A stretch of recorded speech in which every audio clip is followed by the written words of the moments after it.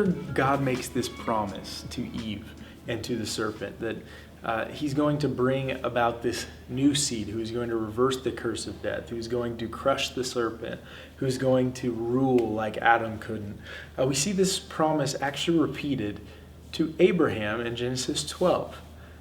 He tells Abraham, this seed is going to come through you, and through you all the nations of the earth will be blessed, through the seed that comes through you.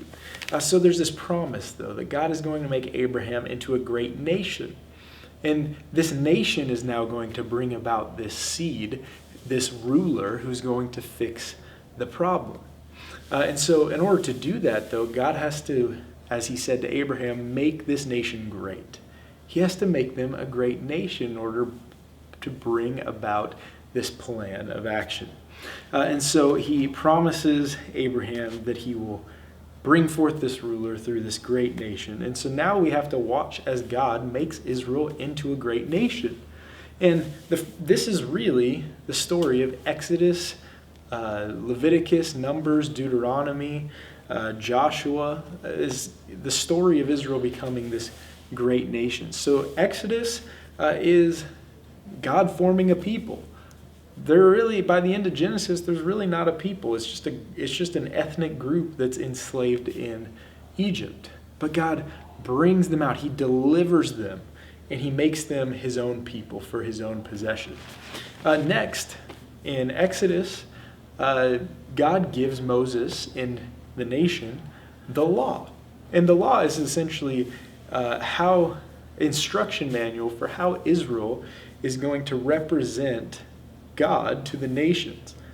See, Israel is going to stand in as this ruler to all the other nations because they're ultimately going to bless the nations with the ruler that they're going to bring forth. And so the law is instructions for how Israel is going to represent God to the nations.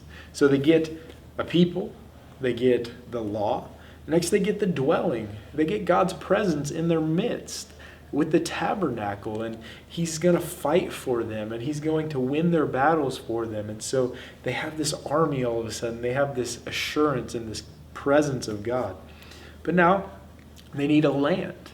And not only do they need a land, but they need a ruler. And so after Deuteronomy, we see in Joshua, we see this happening, that Joshua is specially equipped to conquer the land, and God's going to fight for them and give them this land as this great possession. So they're in the process of becoming a great nation, and by the end of the Pentateuch, and throw Joshua in there as well, Israel is almost this great nation, but they still are looking for this ruler to come, this king who is going to rule in God's image like Adam couldn't. And so now we're going to be looking for this. Now that the nation is made great, like he promised Abraham, now we're going to be looking for this ruler to come.